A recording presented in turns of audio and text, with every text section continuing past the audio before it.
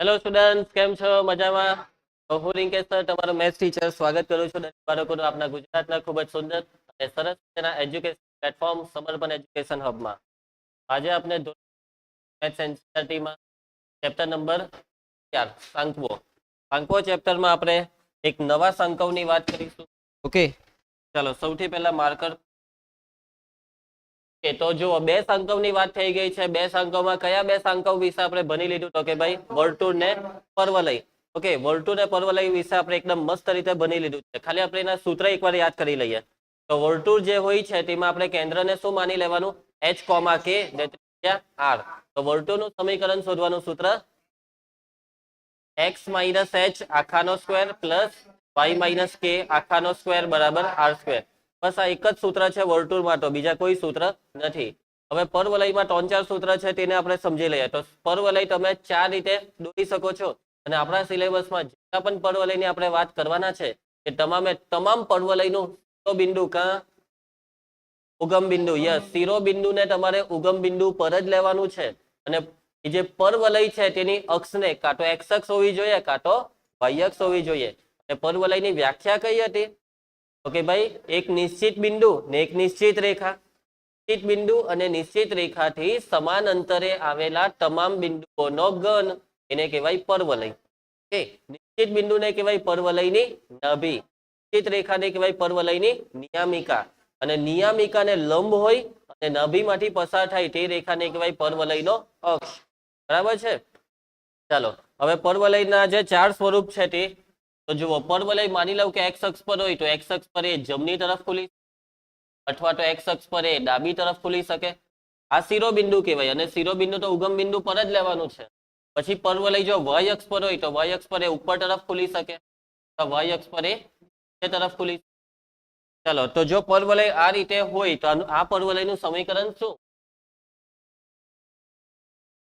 y square equal to 4ax. તમારે યાદ રાખવાનું કે x અક્ષ પર છે પરવલય, x ની એક ઘાત, બસ ખાલી આટલું યાદ રાખવાનું. ચલો, આનું સમીકરણ y સ્ક્વેર બરાબર -4ax. માઇનસ એટલા માટે કેમ કે ડાબી સાઈડ ની લીધી. એના પછી આનું સમીકરણમાં y x સ્ક્વેર બરાબર 4ay. આમાં આવશે x સ્ક્વેર બરાબર માઇનસ. ચાલો, નાભી ના યામામાં નાભી x અક્ષ પર આવશે. આ નાભી a,0, આમાં -a,0, 0,a, 0,-a. નિયામિકા x બરાબર -a, x બરાબર +a, y બરાબર -a, y બરાબર +a. પછી શિરોબિંદુ તો 3 માં સેમ આવી ગઈ. ને હવે એક સૂત્ર બાકી રહી, નાભી લંબની લંબાઈ. ચારે ચારમાં એક જ સૂત્ર 4a. ક્લિયર? આટલા જ હતા ને સૂત્ર? ચાલો, તો હવે આપણે ઉપવલયની ચર્ચા ચાલુ કરી. રેડી બધા? દાખલામાં કઈ પણ પ્રોબ્લેમ હોય તો કહેજો. કેજો મયંક, તો એ બધું કરી નાખ્યું છે કે બાકી છે? બાકી? એ ભાઈ પટાવ ફટાફટ. ક્યારે આવ્યો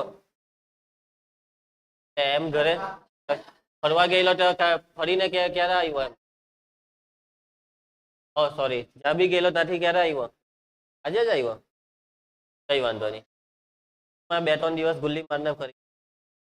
ચાલો, ઉપવલય પહેલા આપણે એની વ્યાખ્યા સમજી લઈએ. તો ઉપવલય એટલે જેના સમતલમાંના કોઈ બે નિશ્ચિત બિંદુઓથી અંતરનો સરવાળો અચર હોય તેવા બિંદુઓનો ગણ.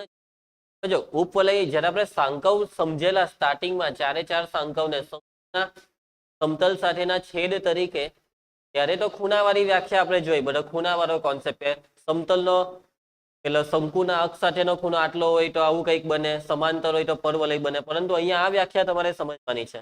આ વ્યાખ્યા શું કઈ ખબર? બે નિશ્ચિત બિંદુ. કેટલા બિંદુ? બે નિશ્ચિત બિંદુ. તમારે સમતલમાં બે બિંદુ લેવાના. આ પહેલું બિંદુ, આ બીજું બિંદુ. તમારે નજીક રાખવા હોય તો નજીક, દૂર રાખો. હા, બે બિંદુને અલગ રાખો, સરખા નહીં રાખો.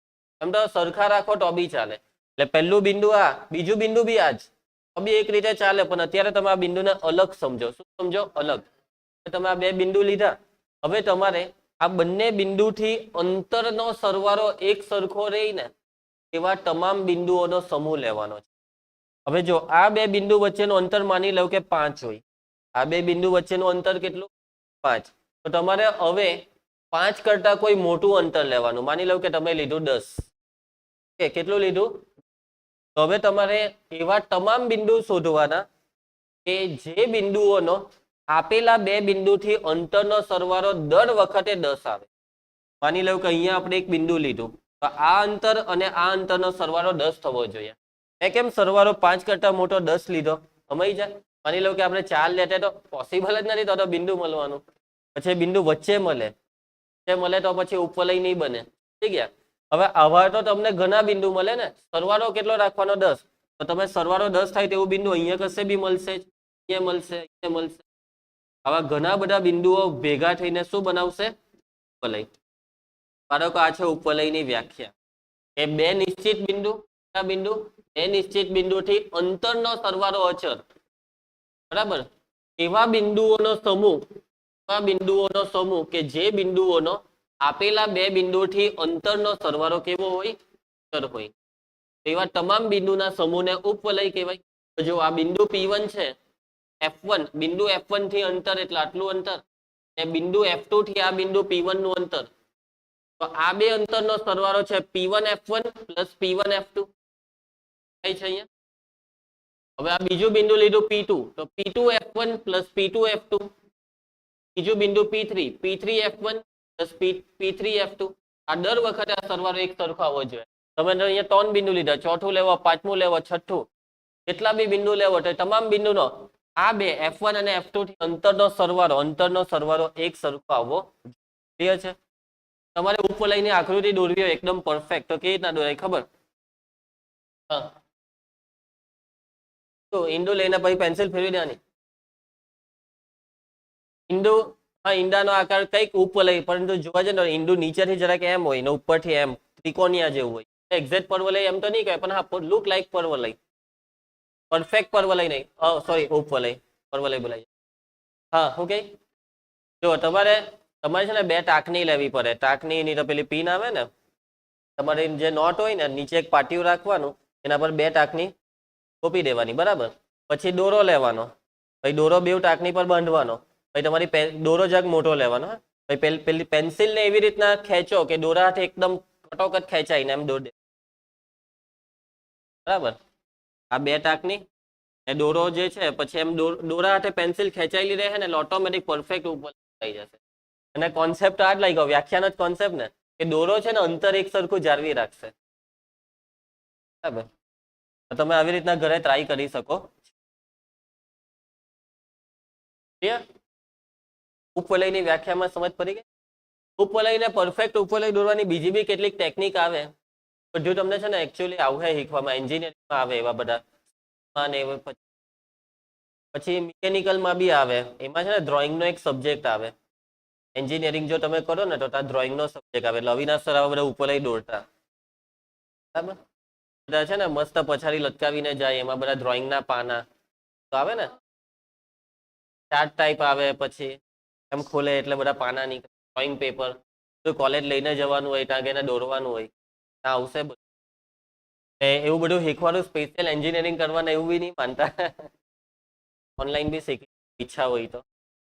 ચાલો બાળકો, સારું છે ને બેટા તબિયત? શરદી ખાંસી નથી તો કહી દેજે. હે કઈ નહીં, જો જેને બી શરદી ખાંસી હોય ને એ લોકો માસ્ક રાખજો, કે તમારો વાયરસ બીજાને નહીં આવે. એવું નહીં કે કોરોના, કોઈ બી વાયરસ હોય તમારા શરીરમાં, શરદીનો વાયરસ હોય, ઠીક આવે તો હાથ રાખજો. બરાબર? થાય તો એક ઝાપન માર દેજો. કેમ આવી રીતના છીક ખાય છે? શરમ નથી આવતી જાહેરમાં એમ ખાવાનું? બરાબર? હા, એટલે આને છીક કાઢી હે રૂમાલ રાખ્યા વગર, એટલે જ બોલી. હા, ચાલો ઓકે બાળકો, ધ્યાન આપજો. આગળ વધીએ. હવે આપણે સમીકરણ ને જોઈએ, ઉપવલયનું સમીકરણ, સૂત્ર બધા જોઈએ. અહીંયા આપણે આ વાત કરી લઈએ કે આ જે બે નિશ્ચિત બિંદુ છે ને, એ બંને બિંદુને શું કહેવાશે? નાભી. અને ઉપવલયને કેટલી નાભી હોય છે? 2. પરવલયને 1 નાભી હતી, ઉપવલયને 2 નાભી હોય છે. નાભીને F વડે દર્શાવાય, પણ અહીંયા 2 નાભી છે એટલે F1 F2. તો બાળકો જુઓ, હવે આકૃતિને જુઓ, આ બે આકૃતિ તમારી સામે છે. બાળકો આ જે દેખાય છે ને, એ છે કેન્દ્ર. કોનું? ઉપવલયનું કેન્દ્ર. વર્તુળને કેવું કેન્દ્ર હોય, ઉપવલયને બી કેન્દ્ર હોય.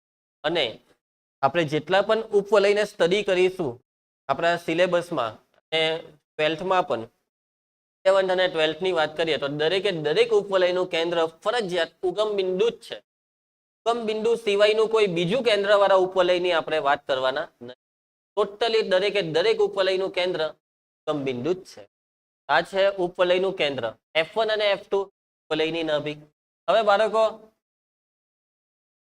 નાભીઓને જોડતા રેખાખંડના મધ્ય બિંદુને ઉપવલયનું કેન્દ્ર કહેવાય. આ ઉપવલયની બે નાભી છે ને તેને જોડી આ જે રેખાખંડ છે તેનું મધ્ય બિંદુને શું કહેવાય? ઉપવલયનું કેન્દ્ર કહેવાય. એના પછી ઉપવલયના નાભીઓમાંથી પસાર થતા રેખાખંડને ઉપવલયનો પ્રધાન અક્ષ અને કેન્દ્રમાંથી પસાર થતો અને પ્રધાન અક્ષને લંબ રેખાખંડને ઉપવલયનો ગૌણ અક્ષ કહેવાય. આ ઉપવલયની નાભી છે ને, નાભીમાંથી આ જે રેખાખંડ પસાર થાય ને થશે ઉપવલયનો પ્રધાન અક્ષ. પ્રધાન અક્ષ નાભીમાંથી પસાર થતો રેખાખંડ એટલે ઉપવલયનો પ્રધાન અક્ષ. ઉપવલયને બે અક્ષ હોય. આ જે બીજો કેન્દ્રમાંથી પસાર થતો અને પ્રધાન અક્ષને લંબ હોય ને તેને કહેવાય ગૌણ અક્ષ. ઓકે, તો આ જે રેખાખંડ છે તે છે, આ જે ઊભો રેખાખંડ છે તમને પ્રધાન અક્ષ અને ગૌણ અક્ષ. બે અક્ષ હોય તો મેઇન અક્ષ કયો? નાભી જેમાંથી પસાર થાય તે મેઇન એટલે પ્રધાન. પ્રધાન અક્ષ, ગૌણ અક્ષ. ગૌણ એટલે સબસિડરી, મેઇન. ક્લિયર છે? યાદ રહી જશે. ચાલો એના પછી પ્રધાન અક્ષના અંત્ય બિંદુઓને ઉપવલયના શિરોબિંદુ કહેવાય. તમને પ્રધાન અક્ષ દેખાય છે? આ શું છે ખબર? પ્રધાન અક્ષના અંત્ય બિંદુ, બિંદુ A અને B. આ બિંદુ A અને B શું છે? શિરોબિંદુ ઉપવલયના. બાળકો, શું તમે આ બે બિંદુને શિરોબિંદુ કહી શકો? હા. કોને શિરોબિંદુ કહેવાય? પ્રધાન અક્ષના અંત્ય બિંદુ. પ્રધાન અક્ષ, ગૌણ અક્ષના અંત્ય બિંદુને શિરોબિંદુ ના કહેવાય. ક્લિયર છે? ચલો એના પછી બાળકો, આ બીજી આકૃતિમાં છે ને હવે અમુક વસ્તુ સમજાવેલી છે કે તમારે આ જે અંતર હોય ને કેન્દ્રથી તે શિરોબિંદુ સુધીનું અંતર, પ્રધાન અક્ષની લંબાઈ 2a. પ્રધાન અક્ષ છે ને, આ પ્રધાન અક્ષ અહીંયાથી તે આટલે સુધી, આટલી લંબાઈને તમારે કેટલી લેવાની? 2a જેટલી. કેટલી લેવાની? 2a જેટલી. મીન્સ કે આ માપ છે a, આ બી છે a, એટલે a વત્તા a 2a. ગૌણ અક્ષની લંબાઈ, આ ગૌણ અક્ષની આટલી લંબાઈને કેટલી લેવાની? 2b. આ b, આ પણ b. કે b ને b, આખી લંબાઈ 2b. અને બંને નાભી વચ્ચેના અંતરને લેવાનું 2c. બંને નાભી વચ્ચેના અંતરને 2c. આ છે c, આ પણ છે c. c વત્તા c 2c. ચાલો, સમજી ગયા બધા? ચાલ આવી જશે. કોને કહેવાય a, કોને કહેવાય b, કોને કહેવાય c? 2a એટલે પ્રધાન અક્ષની લંબાઈ, 2b ગૌણ અક્ષની લંબાઈ, 2c નાભીઓ વચ્ચેનું અંતર. ખાલી a એટલે, ખાલી a નો મતલબ શું ખબર? કેન્દ્રથી કોઈ એક શિરોબિંદુનું અંતર. ખાલી b એટલે જો ખાલી a નો મતલબ કેન્દ્રથી શિરોબિંદુનું અંતર, અને ખાલી a ને તમે પ્રધાન અક્ષની અર્ધ લંબાઈ બી બોલી શકો. પ્રધાન અક્ષની અર્ધ લંબાઈ. ખાલી b એટલે ગૌણ અક્ષની અર્ધ લંબાઈ. આવું બી બધું આવશે કે પ્રધાન અક્ષની અર્ધ લંબાઈ 10 છે, એ બરાબર 10. પ્રધાન અક્ષની લંબાઈ 10 છે તો 2a. શબ્દને ખાસ ઓળખજો, આવા બધા દાખલામાં શબ્દ આવશે રામા. ચલો એના પછી હવે બાળકો વ્યાખ્યા છે ઉત્કેન્દ્રતા.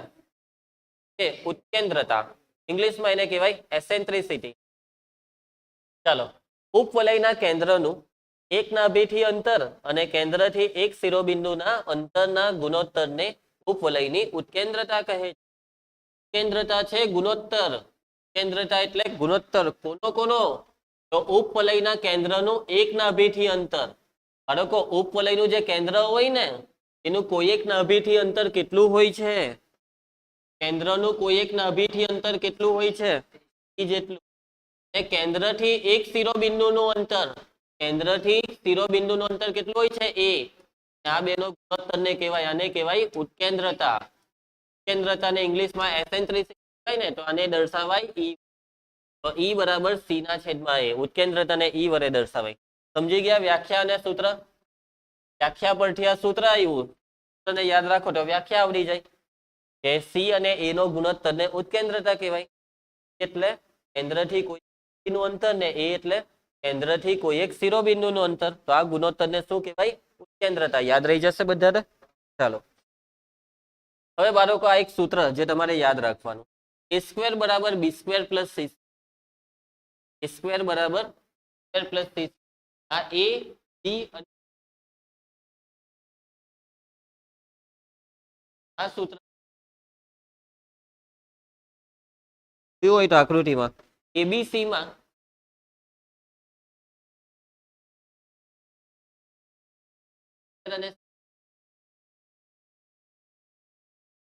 સૂત્ર અત્યારે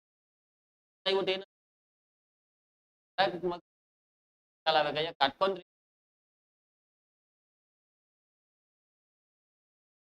બાકીની વિચારજો ઘરેથી. ક્લિયર છે? આ સૂત્ર યાદ રહી જશે બરાબર. આ સૂત્ર પરથી તમે આ જે સી છે ને, આ સી એ a કરતા મોટો. બીજી એક વસ્તુ, આ એ દિવસ પરવલયમાં પણ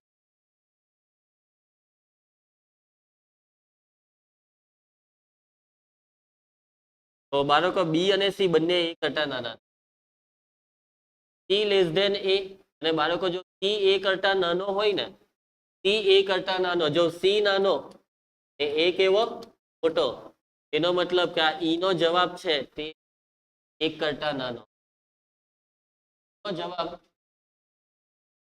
કેમ કે અંશ 1 કરતા અંશ નાનો હોય, હું છેદમાં 4 લેમ અંશમાં 3 તો 0 પોઈન્ટ સમથિંગ આવશે ને, 0 પોઈન્ટ ભાગાકાર કરો તમે 3/4 એટલે પહેલા જ બિંદુ મૂકી દેવું પડે. અંદર વાળી સંખ્યા મતલબ અંશ નાનો એટલે કે ઉપવલયની ઉત્કેન્દ્રતા હંમેશા કેટલી હોય છે? 1 ની કોઈ એક્ઝેક્ટ સી ને એ સરખા, જો સી ને એ સરખા થઈ ગયા તો આ F1 એ શિરોબિંદુ પર આવી ગયું, અભી એ ક્યાં આવી ગઈ? શિરોબિંદુ. ખ્યાલ આવે છે? અને બાળકો જો સી ને એ સરખા થઈ જાય ને તો ઉત્કેન્દ્રતા થઈ જાય 1, ને ઉત્કેન્દ્રતા જો 1 થઈ જાય ને, અને ઉપવલય નહીં કહેવાય, અને શું કહેવાય ખબર? પરવલય. એ સરખા થઈ જાય તો આ પરવલય થશે, પરવલય. અને બાળકો માની લો કે ઈ 0 થઈ શકે. ઈ 0 ક્યારે થાય? જો સી 0 હોય તો. સી 0 હોય તો એનો મતલબ શું થયો ખબર? આ બેઉ નાભી કમ બિંદુ પર આવી ગઈ. હવે માની લો કે ઉત્કેન્દ્રતા 0 થઈ ગઈ તો તમે આને શું કહેશો? વર્તુળ. બરાબર છે. હવે તમે બેઉ બિંદુને ભેગા કર્યા, તમે બેઉ પેલી ખીલી વાળો પ્રયોગ છે ને, એમાં બેઉને ભેગી કરીને પછી દોરી બાંધશો તો વર્તુળ જ બનશે, કે આ કેન્દ્રનું કામ કરે છે. આ બંને બિંદુ એક થઈ જાય. અત્યારે બંને બિંદુ અલગ રહે એટલે ઇનડાયરેક્ટલી આ કેન્દ્રનું કામ કરતા હતા પહેલા, પણ બંને ભેગા થઈ ગયા વર્તુળ. તો બાળકો આ બધી વસ્તુ તમારે જીની યાદ રાખવી જોઈએ કે ઈ બરાબર 0 તો વર્તુળ, ઈની કિંમત 0 થી 1 ની વચ્ચે તો ઉપવલય. કયો વલય? ઈની કિંમત એક્ઝેક્ટ 1 તો પરવલય. ને મારા હિસાબે તમે સમજી જાઓ કે ઈની કિંમત 1 કરતા મોટી આવે તો શું આવે? આના સિવાય કોઈ ઈ બાકી રહ્યો? કે સર ઋણ ઈ બાકી રહ્યા, ઈની કિંમત ઋણ હોય તો, પણ ઋણની વાત જ નહીં આવે આ ચેપ્ટરમાં. બધું ધનમાં જ કામ ચાલે, જે બી હોય તે જ આવે જ નહીં. કે છે બાળકો? કેન્દ્રથી નાભીનું અંતર સી છે એ તો ખબર જ છે. ચલો, તેથી ઉત્કેન્દ્રતાના સંદર્ભમાં કેન્દ્રથી નાભીનું અંતર AE થશે. કાલો એવું કે સી બરાબર AE થાય. કેમ? એને પેલી બાજુ ગુણી નાખો એટલે સી બરાબર AE. એટલે કેન્દ્રથી નાભીનું અંતર, કેન્દ્રથી નાભીનું અંતર સી હોય, પરંતુ જ્યારે આપણે ઉત્કેન્દ્રતા વાળો અંતરનું જવાબ આપવો હોય કે ઉત્કેન્દ્રતામાં અંતર કેટલું, તો AE. જવાબમાં ઈ બોલવો પડે તો ઈ બોલવા સારું AE બોલવું. મયંક હોઈ નહીં જતો. ચાલો ઉપવલયનું પ્રમાણિત સ્વરૂપ. ઉપવલયને તમે જો એક વસ્તુ તો તમારા મગજમાં ફિટ થઈ ગઈ છે કે ઉપવલયનું ઉપવલયનું કેન્દ્ર કયું? ઉગમ બિંદુ. ઉપવલયનું કેન્દ્ર ઉગમ બિંદુ. અને ઉપવલયના અહીંયા બે સ્વરૂપ આવશે. કેટલા સ્વરૂપ આવશે? બે.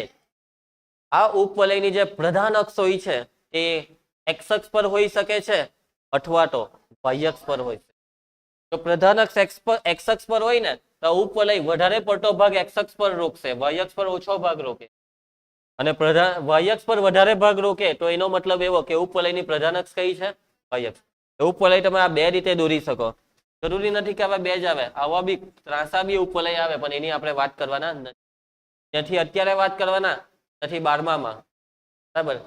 કોલેજમાં બી નહીં જ આવે. અમુક અમુક ઉપવલય કે જે આવા દોર્યા ને તે JEE માં, NCERT માં વાત નથી કરવાના, એમ મતલબમાં સમજ્યા? ક્લિયર? ચાલો આગળ વધીએ. બાળકો, તમારી નજરની સામે છે આ ઉપવલયનું સમીકરણ. x² ના છેદમાં a² પ્લસ y² ના છેદમાં b² બરાબર 1. બાળકો, વર્તુળનું સમીકરણ ખબર છે? વર્તુળનું x માઇનસ h આખાનો square plus y minus k આખાનો સ્ક્વેર બરાબર r².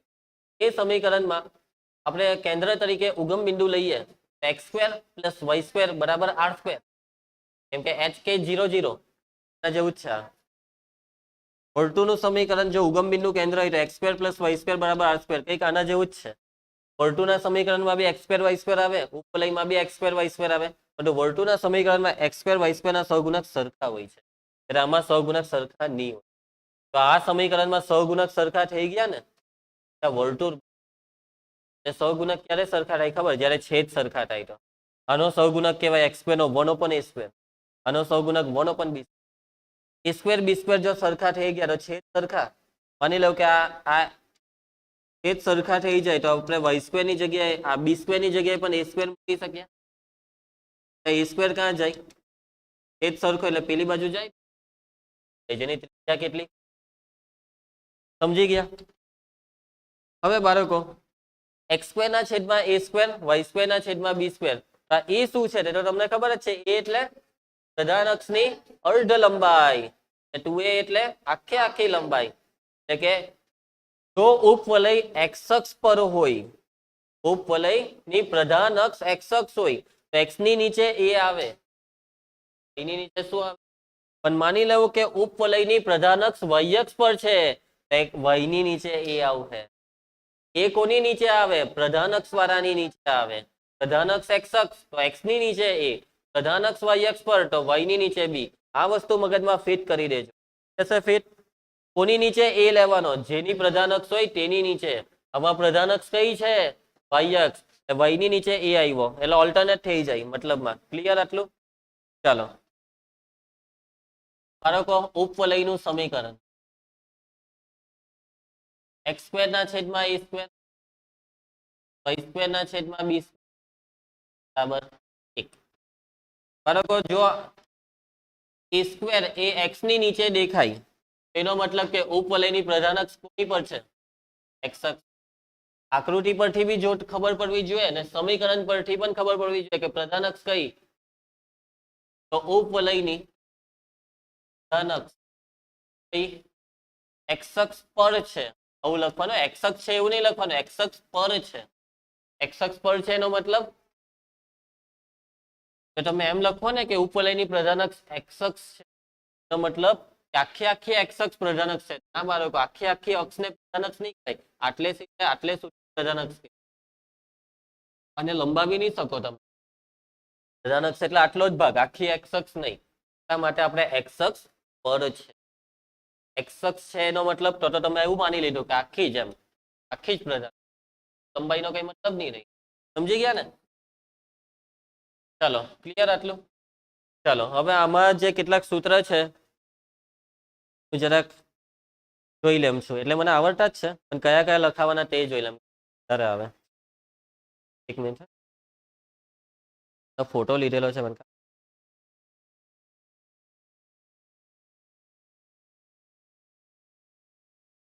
ચાલો ધ્યાન આપજો.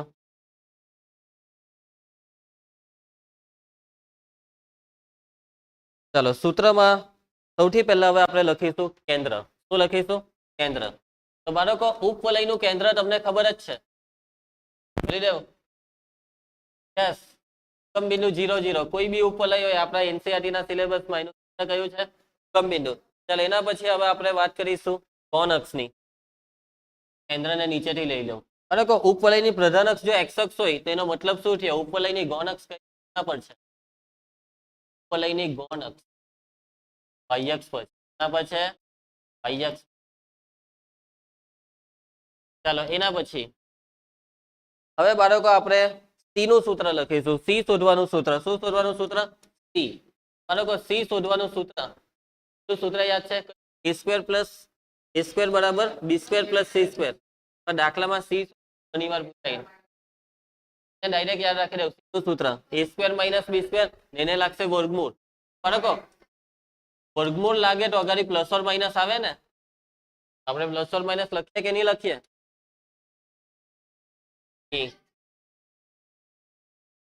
પ્લસ ઓર માઇનસ માં માઇનસ નહીં લેવાનું. કેમ? કેમ કે બધું ધન જ છે, ધન જ છે.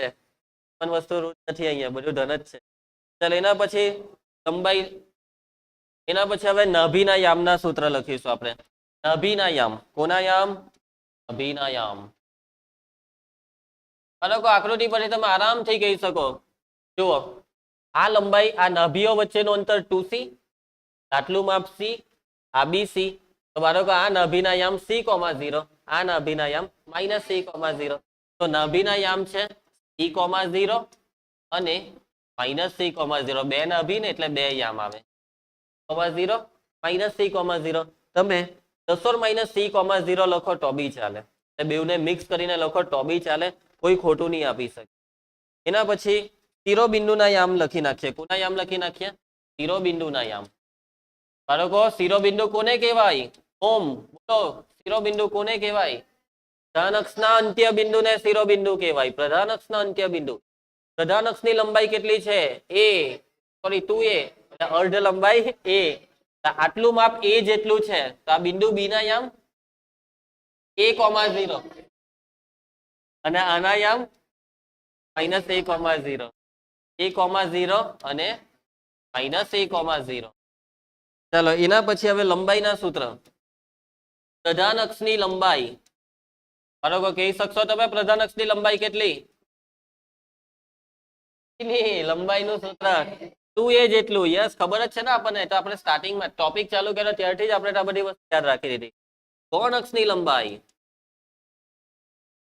2b. યસ, બે નાભીઓ વચ્ચેનું અંતર c.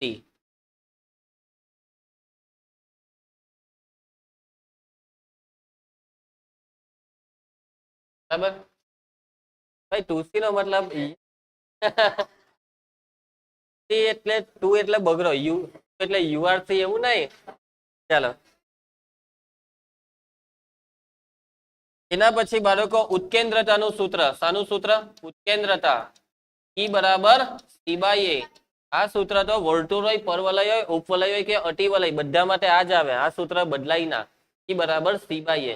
ઉત્કેન્દ્રતાનું સૂત્ર ફિક્સ છે. અને હવે એક વસ્તુ બાકી રહી, કઈ ખબર?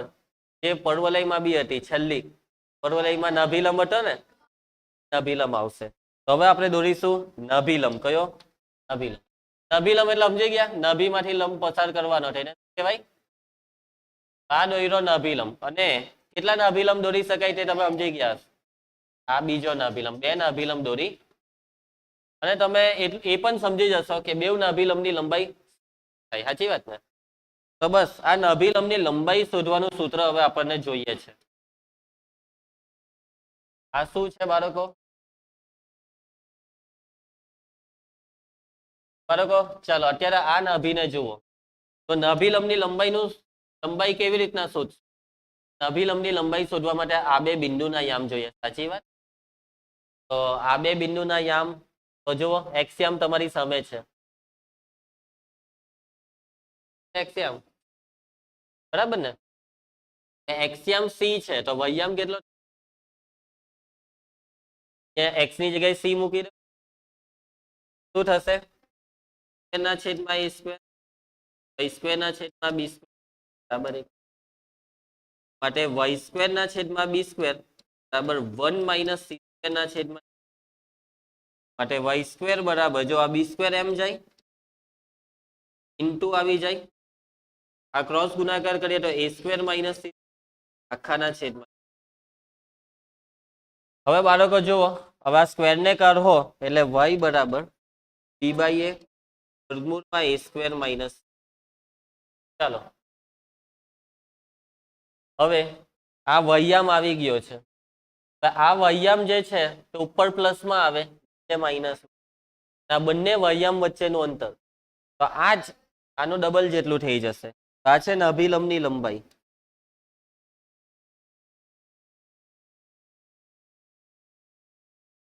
હા સૂત્ર તમારે કયું યાદ રાખવાનું ખબર?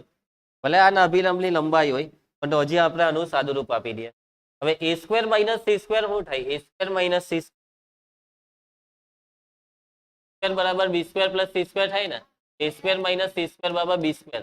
અહીંયા બી સ્ક્વેર મૂકી દેવો તો વર્ગમૂળ બી સ્ક્વેર બી બી ગુણ્યા બી બી સ્ક્વેર ના છેદમાં અભિલંબ લંબાઈનું 2b સ્ક્વેર ના છેદમાં યસ 2b સ્ક્વેર ના છેદમાં એ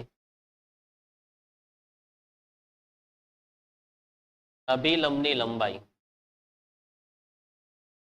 બરાબર બી સ્ક્વેર ના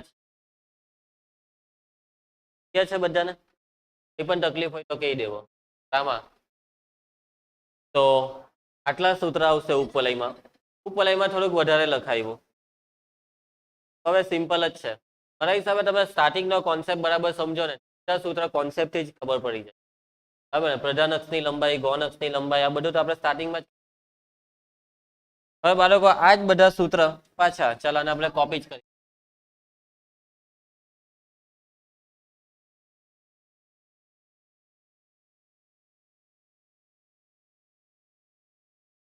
શું કરે છે? આવી ગયું. ચાલો પબ્લિક મયંક સૂત્રમાં ફરક શું પડશે? તમે તમને સ્ટાર્ટિંગમાં વાત કરી તો સમીકરણમાં ફરક પડશે. એ સ્ક્વેર એ વાય સ્ક્વેર ની નીચે કેમ આવું થયું? એ કેમ વાય સ્ક્વેર ની નીચે આવી ગયો? હા પ્રધાન અક્ષ વાય અક્ષ આપણે આ એક્સ ને વાય ઉપર કેમ કે વાય ની નીચે જે હોય તે પ્રધાન અક્ષ વાય અક્ષ ગૌણ અક્ષ એક્સ અક્ષ. ચાલો કેન્દ્રના યમ બદલાશે એ જ રહેશે 0 0. સી નું સૂત્ર બી યાદ રહેશે કોઈ બી હોય. નભી હવે ક્યાં આવી ગઈ? વાય અક્ષ પર.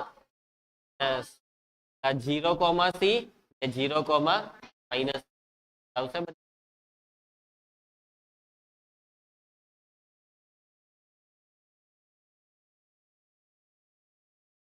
ચાલો શિરોબિંદુ ના યામ સેમ શિરોબિંદુ હવે ક્યાં આવી ગયા છે? હા જુઓ 0 કોમા એ નીચે બીજું શિરોબિંદુ 0.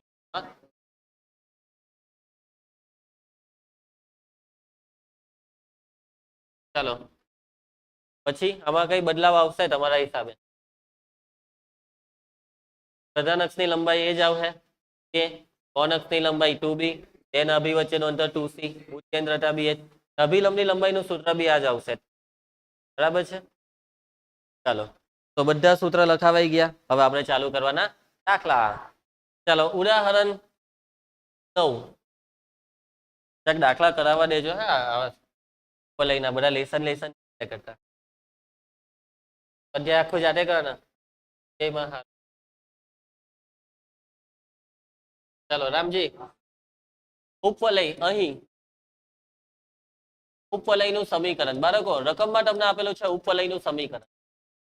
બાળકો જુઓ હું તમને એક સવાલ પૂછું ત્યાં તમને સમીકરણ તો આપી દીધું અને ઉપવલયની અક્ષ કઈ?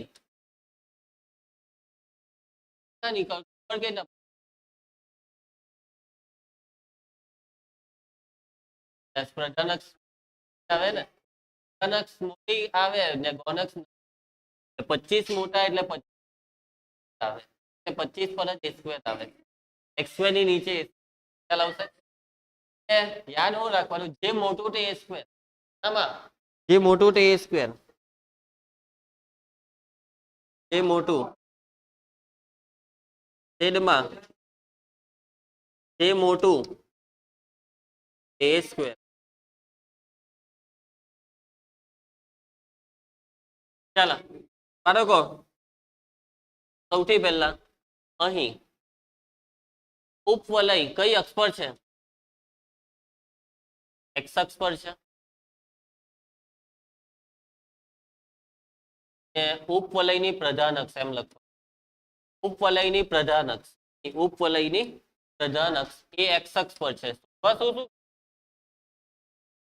નાભી, શિરોબિંદુ, પ્રધાન અક્ષની લંબાઈ, ગૌણ અક્ષની લંબાઈ, ઉત્કેન્દ્રના નવિલંબની લંબાઈ, આ બધું જ. ચાલો બાળકો ઉપવલયની પ્રધાન અક્ષ એક્સ અક્ષ પર છે. જે ઉપવલયની પ્રધાન અક્ષ એક્સ અક્ષ પર હોય તે ઉપવલયનું પ્રમાણિત સમીકરણ શું આવશે? એક્સ સ્ક્વેર ના છેદમાં ઈ સ્ક્વેર. યસ. તો આપેલ સમીકરણને કોની સાથે સરખાવશો?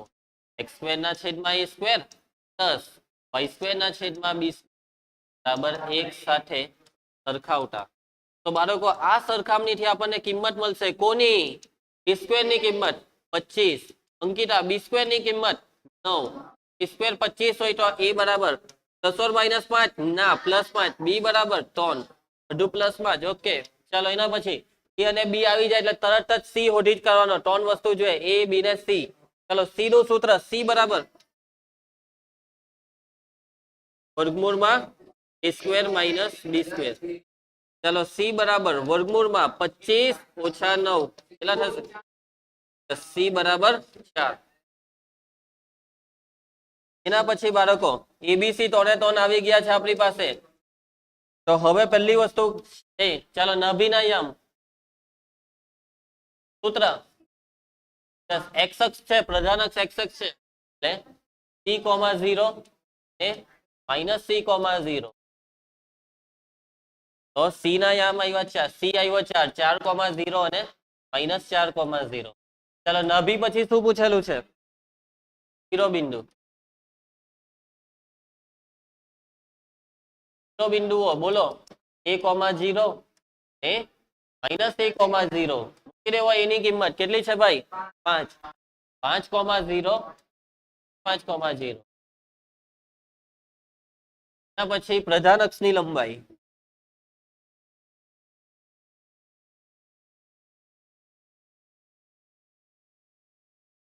એ બરાબર છે. ચાલો આમાં એની કિંમત 5. 5 દુ 10. એના પછી ગૌણ અક્ષની લંબાઈ 2b. યશસ્વી બી ની કિંમત 3. 3 દુ 6. એના પછી અંકિતા ઉત્કેન્દ્રતા સૂત્ર બરાબર સી 4 એ 5. ચાલો એના પછી અભિલંબની લંબાઈ સૂત્ર 2b સ્ક્વેર ના છેદમાં એ કિંમત બી 3 9 વર્ગ 9 એ 5 18 ના છેદમાં 5. ઈઝી દાખલા છે ને?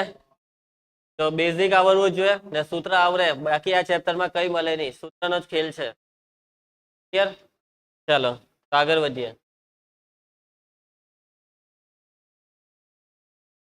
ઉદાહરણ છે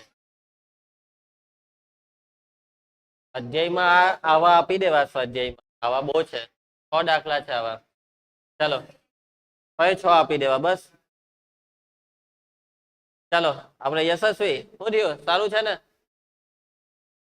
બાળકો? આ સમીકરણ શાનું છે? આ સમીકરણ શાનું છે? એ રીતના ખબર પડે ઉપવલયનું છે? કેમ સાંભળો ની લખેલું હશે તો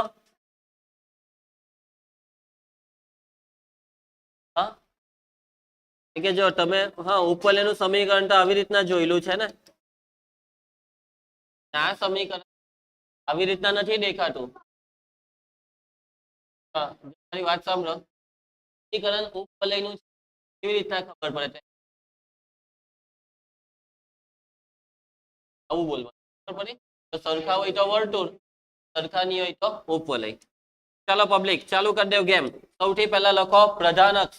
નહીં પહેલા તો આને સાદા સ્વરૂપમાં ફેરવો.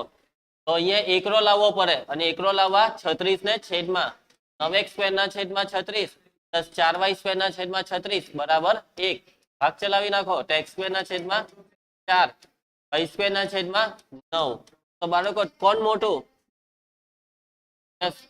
બહુ મોટા એટલે પ્રધાનક્ષ y અક્ષ માટે ઉપવલયની પ્રધાનક્ષ બોલો ઉપવલયની એવું નહીં ઉપવલયની પ્રધાનક્ષ એ y અક્ષ પર છે.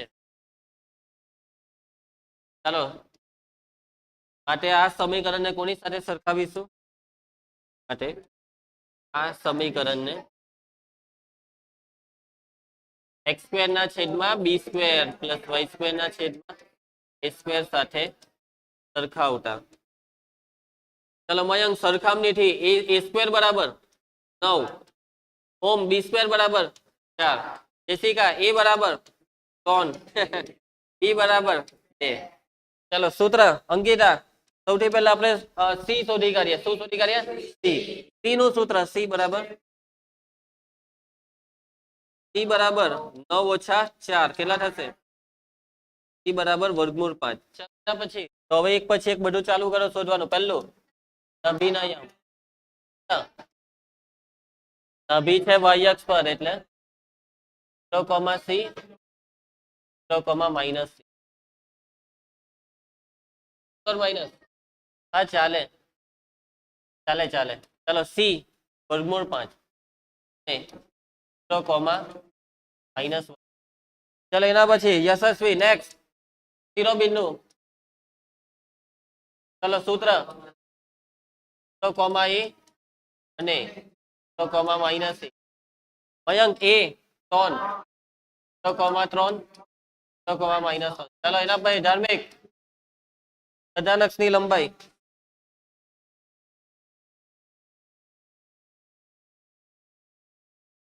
a ની કિંમત કેટલી છે? 3 કોણ અક્ષની લંબાઈ આવશે 2b b ની કિંમત 2 છે 2 દુ. એના પછી ઉત્કેન્દ્રતા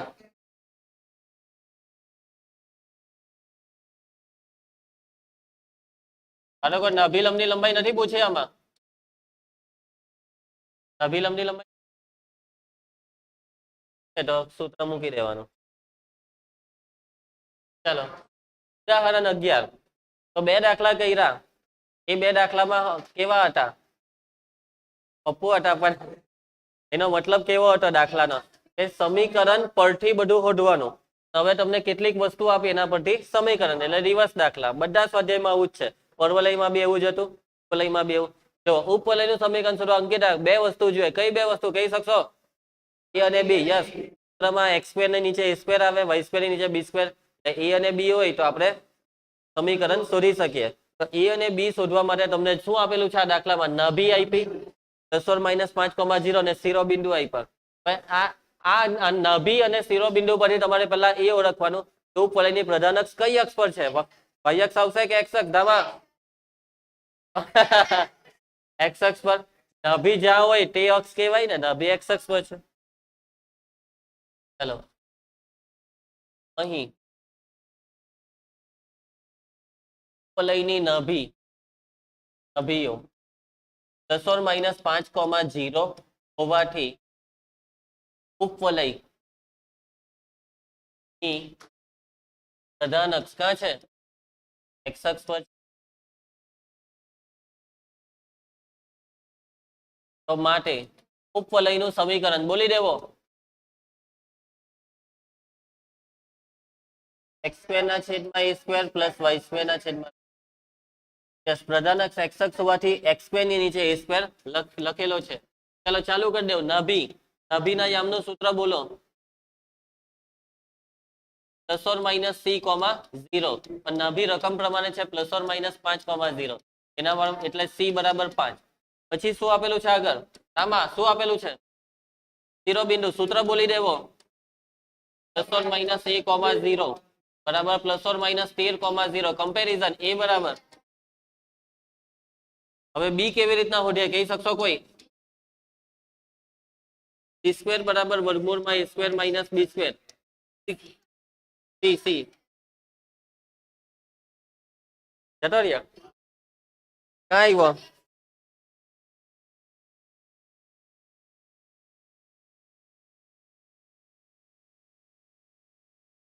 હા પણ હવે આવી રીતના દર વખતે લખતા છે ને એટલે આવી રીતના ચાલો હા તો હોધીએ ને સી 5 વર્ગમૂળમાં a સ્ક્વેર 13 નો વર્ગ 169 માઇનસ b સ્ક્વેર ચાલો વર્ગમૂળ કરીએ તો આ 25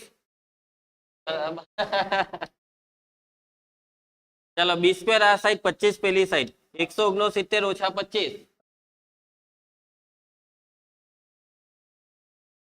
બરાબર પ્લસ ઓર માઇનસ બાર પણ પ્લસ જ આવે ચાલો બસ કામ થઈ ગયું એ ને બી આવે એટલે આપણું તો કામ થઈ ગયું માટે ઉપવલયનું સમીકરણ સૂત્ર હરિયો x સ્ક્વેર ના છેદમાં a સ્ક્વેર a 13 નો વર્ગ 169 પ્લસ y સ્ક્વેર ના છેદમાં b સ્ક્વેર 144 બરાબર 1 આ સમીકરણનું તમારે જો સાદું રૂપ આપવું હોય તો આપી શકો છો અહીં આપશો તો બી ચાલે કે ચોપડીમાં બી આપતા નથી જો છેદ સરખા હોય ને તો સાદું રૂપ આપી દેવાનું ચલો ઉદાહરણ 12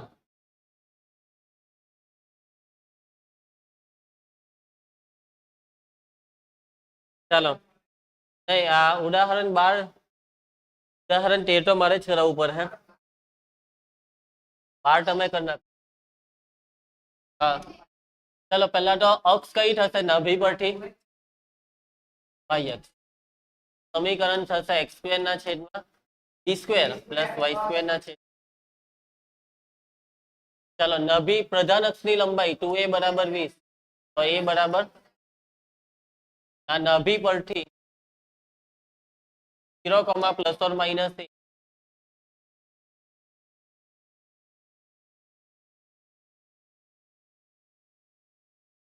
એક મેરા કશે ભૂલ આ નાભીમાં c આવે એ c બરાબર 5 હવે b હોડી કરજો સારું ચાલો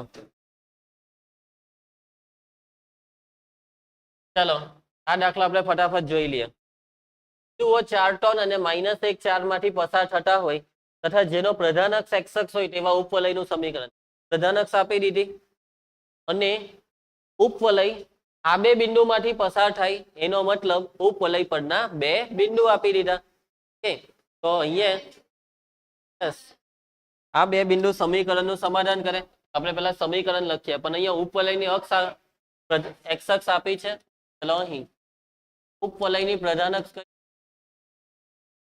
ઉપવલયની પ્રધાન અક્ષ x અક્ષ પર છે માટે ધારો કે ઉપવલયનું સમીકરણ કરશો ભૂલી દેવો સિમરન x સ્ક્વેર ના છેદમાં a square plus y square ના છેદમાં b સ્ક્વેર બરાબર 1 હવે બાળકો a અને b શોધવા માટે આ બે બિંદુ આપેલા છે દેવો ઉપવલયના સમીકરણમાં ચાલો બિંદુ કયું પહેલું બિંદુ કયું છે 4, એ કોના પર છે ઉપવલય પર છે તો મતલબ શું કે ઉપવલયના સમીકરણનું સમાધાન કરશે ચાલો મૂકી દેવો x ની જગ્યાએ 4 નો વર્ગ 16 y ની જગ્યાએ 3 નો વર્ગ 9 બાળકોનું કોઈ સાદુરૂપ નહીં આપવાને એમ જ રહેવા દો સમીકરણ 1 ચાલો એના પછીનો બિંદુ રામા -1, 4 કા છે મયંક ઉપવલય પર છે ચાલો પ્રિયાંશી -1 ને અહીંયા મૂકે -1 નો વર્ગ 1 છેદમાં a સ્ક્વેર પ્લસ 4 નો વર્ગ 16 છેદમાં b સ્ક્વેર બરાબર 1 સમીકરણ 2 સમીકરણ 1 અને 2 ને સમીકરણ 1 અને 2 ને હવે આપણે ઉકેલવા પડશે ચાલો જોજો કોને કેન્સલ કરવું છે a સ્ક્વેર ને કે b સ્ક્વેર ને એ ઈઝી ખાલી 16 વડે ગુણીએ એટલે બે માં 16 જ્યારે આમાં આને 16 ને આને 9 ગુણવું વાળું ઈઝી પડશે ચાલો તો હવે આને કેટલા વડે ગુણવાના 1 વડે ચાલો ગુણી કરો 1 વડે એનું એ જ આવશે શોર્ટકટમાં એને કઈ ગુણવાનું આને 16 વડે 16 ના છેદમાં a સ્ક્વેર મયંક 16 ગુણ્યા 16 256 ના છેદમાં b સ્ક્વેર 16 એકા 16 ચિહ્ન બદલી નાખો માઇનસ માઇનસ માઇનસ આ કેન્સલ આ 9 ઓછા 256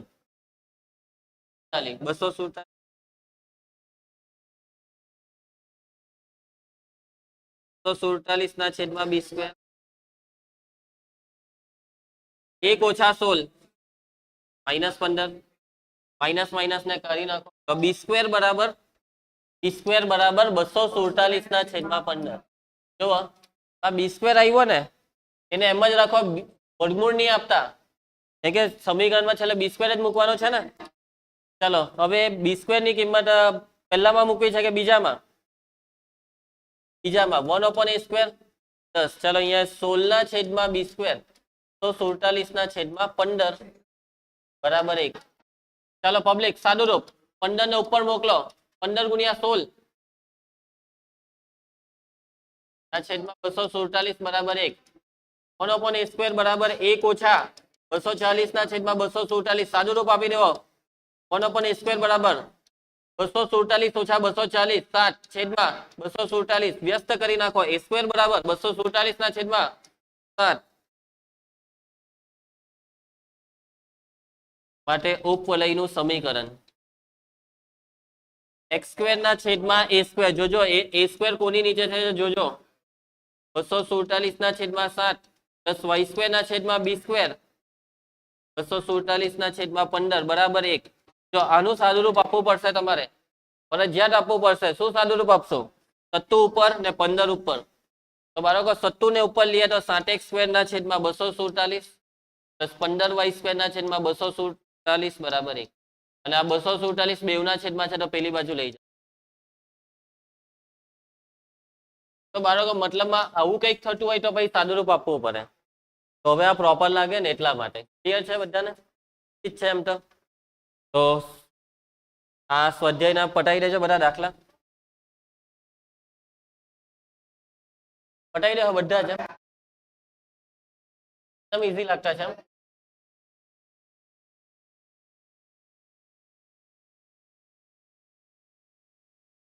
9 દાખલા ચાલો કરી નાખજો આને બધા જ કરી નાખજો અહીંયા આવડે તે જ ડાયરેક્ટ કહી દેજો મને તમને કયો નથી આવડવાનો તે મને કહી દેજો ત્યારે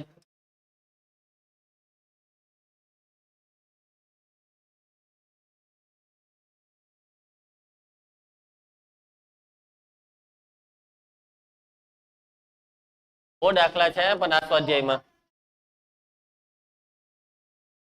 30 દાખલા છે ખાલી કરી નાખજો ને એક ઉદાહરણ એટલે 21 હા રોજ લેક્ચર લઈશું આપણે સારું ચાલો તો મળીએ હવે આપણે આવતીકાલે NCERT માં ચાલો તો ત્યાં સુધી જય હિન્દ